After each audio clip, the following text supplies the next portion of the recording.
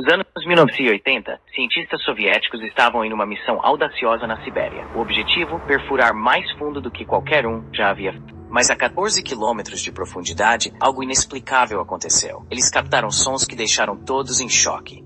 Gritos, lamentos e ecos que pareciam vir das entranhas da Terra. O que era aquilo? A equipe apavorada interrompeu a perfuração imediatamente.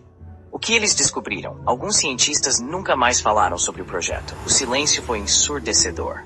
Teorias começaram a surgir. Muitos acreditam que eles abriram um portal para o submundo. Essa gravação, que ainda existe, é um mistério.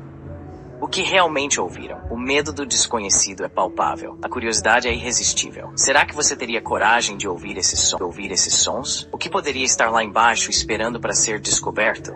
A história continua a assombrar aqueles que a conhecem. Um eco do passado que nos faz questionar o que realmente está escondido sob nossos pés. A resposta pode ser mais aterradora do que se imagina.